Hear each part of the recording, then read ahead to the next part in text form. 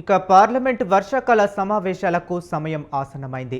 నేటి నుంచి ఆగస్టు 21 వరకు నెల రోజుల పాటు ఈ సమావేశాలు జరగనున్నాయి. ఈ సమావేశాల్లో మొత్తం 21 రోజుల పాటు ఉభయ సభలు సాగనున్నాయి. పహల్గాం ఉగ్రదాడి, ఆపరేషన్ సింధూర్ తరువాత తొలిసారి జరగనున్న ఈ సమావేశాలు వాడివేడిగా కొనసాగే అవకాశాలు కనిపిస్తున్నాయి. ఇక ఇదే అంశం గురించి మరింత సమాచారం మా కరెస్పాండెంట్ సవీన్ లైవ్లో అందిస్తారు. ఈరోజు నుంచి పార్లమెంటు వర్షాకాల సమావేశాలు ప్రారంభం కాబోతున్నాయి. ముఖ్యంగా ఈరోజు నుంచి ఆగస్టు 21వ తేదీ వరకు పార్లమెంటు వర్షాకాల సమావేశాలు ఉంటాయి.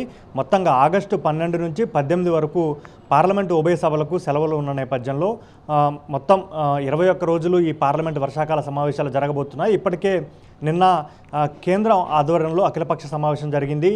Rajya Sabha floor leader, BJP floor leader, అదేవిధంగా కేంద్ర మంత్రి జేపీ నడ్డా అధ్యక్షతన పార్లమెంట్లో అఖిలపక్ష ఎంపీల సమావేశం జరిగింది. దీనికి కేంద్ర పార్లమెంటరీ వ్యవహారాల శాఖ మంత్రి కిరణ్ రిజిజు కూడా హాజరయ్యారు. మొత్తంగా 54 రాజకీయ పార్టీల నుంచి మొత్తం 51 మంది సభ్యులు ఈ అఖిలపక్ష సమావేశానికి హాజరయ్యారు. ముఖ్యంగా పార్లమెంటు ఉభయ సభలు సజావుగా జరిగేందుకు విపక్షాలు సహకరించాలంటూ కేంద్రం కోరింది. మరోవైపు దేశంలో ఉన్నటువంటి ప్రధాన సమస్యలపై చర్చ చేపట్టాలంటూ విపక్షాలు డిమాండ్ చేశాయి. దీనికి కేంద్ర పార్లమెంటరీ వ్యవహారాల శాఖ మంత్రి కిరణ్ రిజిజు స్పందిస్తూ పార్లమెంటు నిబంధనల మేరకు ఏ అంశంపైనైనా చర్చించేందుకు కేంద్ర ప్రభుత్వం సిద్ధంగా ఉందంటూ ప్రకటించారు. మరోవైపు ఈ పార్లమెంటు వర్షాకాల సమావేశాలు ప్రధానంగా ప్రత్యేకత సంతరించుకున్నాయని చెప్పుకోవచ్చు. ముఖ్యంగా పహల్గాం దాడి తర్వాత, అదేవిధంగా భారత ప్రభుత్వం చేపట్టినటువంటి ఆపరేషన్ సింధూర్ ప్రక్రియ తర్వాత పార్లమెంటు వర్షాకాల సమావేశాలు జరగబోతున్నాయి. దీనికి సంబంధించి పార్లమెంటు వర్షాకాల సమావేశాలు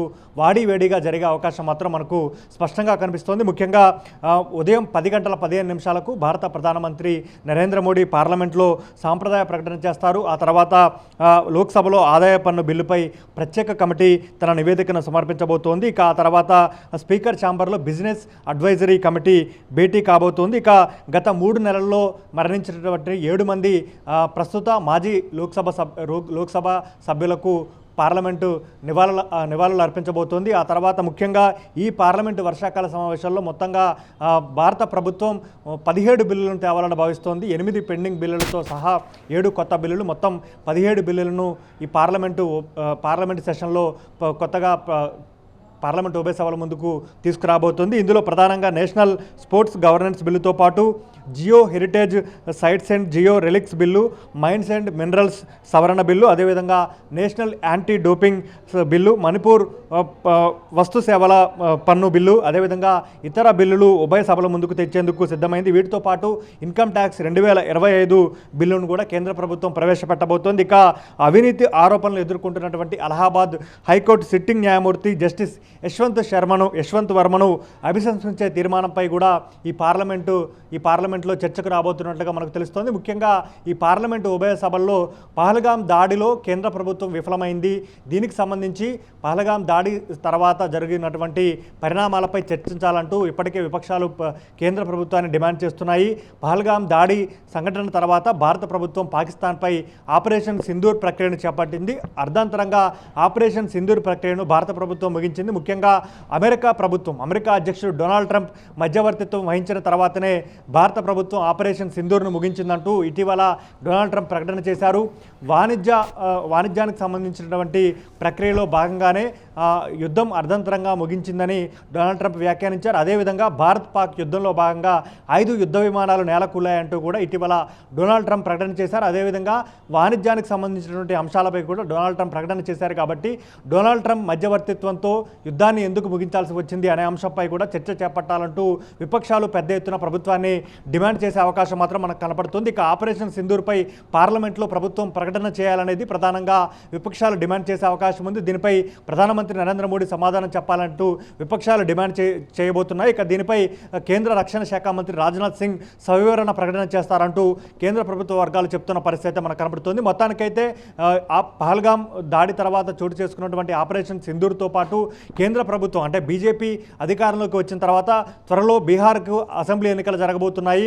ప్రత్యేక ఓటరు సవరణ చట్టం ద్వారా బీహార్లో పెద్ద ఎత్తున ఓట్లు తొలగిస్తున్నారంటూ విపక్షాలు ఇండియా కూటమి పెద్ద ఎత్తున అభ్యంతరం వ్యక్తం చేస్తోంది. దీనిపై కూడా పార్లమెంట్లో చర్చించాలంటూ విపక్షాలు పట్టుబట్టే అవకాశం మాత్రం మనకు కనపడుతుంది. ఇక మణిపూర్లో అశాంతి అదేవిధంగా కొనసాగుతుంది. ప్రస్తుతం మణిపూర్లో రాష్ట్రపతి పాలన కొనసాగుతోంది. ఇప్పటివరకు మణిపూర్లో ప్రధానమంత్రి నరేంద్ర మోడీ పర్యటించలేదంటూ విపక్షాలు పెద్ద ఎత్తున విమర్శలు చేస్తున్న నేపథ్యంలో మణిపూర్లో ఉన్నటువంటి పరిస్థితులపై పార్లమెంట్లో చర్చించాలి. అదేవిధంగా దేశంలో దళితులు, గిరిజనులు, మైనార్టీలతో పాటు ఇతర వర్గాలు, మహిళలపై జరుగుతున్న దాడులపై పార్లమెంటు ఉభయ సభల్లో చర్చించాలి.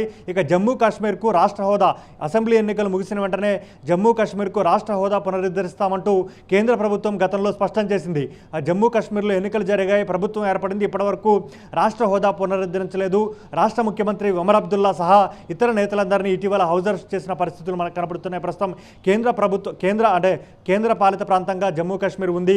ఆ కేంద్ర హోంశాఖ జమ్మూ కాశ్మీర్లో లాండ్ ఆర్డర్ను సమీక్షిస్తుంది. కాబట్టి జమ్మూ కాశ్మీర్కు పూర్తి స్థాయిలో రాష్ట్ర హోదా ఇవ్వాలంటూ కూడా విపక్షాలు డిమాండ్ చేసే అవకాశం మాత్రం మనకు కనపడుతుంది. మొత్తానికైతే ఈ పార్లమెంటు వర్షాకాల సమావేశాల్లో పహల్గామ్, ఆపరేషన్ సింధూర్ లాంటి అంశాలతో పాటు దాదాపు 8 అంశాలపై కేంద్ర ప్రభుత్వాన్ని నిలదీసేందుకు విపక్షాలు సిద్ధమయ్యాయని చెప్పుకోవచ్చు. అయితే పార్లమెంటు సమావేశాలు ప్రారంభమైన తర్వాత ప్రభుత్వం, విపక్షాలు చర్చ చేపట్టాలంటూ అడిగే అంశాలపై ప్రభుత్వం ఏ విధంగా స్పందిస్తుంది, చర్చకు అనుమతిస్తుందా, లేకపోతే పార్లమెంటు ఈసారి జరిగే పార్లమెంటు సమావేశాలు గందరగోళ పరిస్థితుల్లోకి వెళ్తాయనేది కూడా మనం చూడాల్సింది. మొత్తానికైతే ఈ పార్లమెంటు వర్షాకాల సమావేశాలు ఈ రోజుతో ప్రారంభమై ఆగస్టు 21 వరకు కొనసాగుతాయి. మొత్తం 21 రోజుల పాటు పార్లమెంటు సెషన్స్ కొనసాగబోతున్నాయి.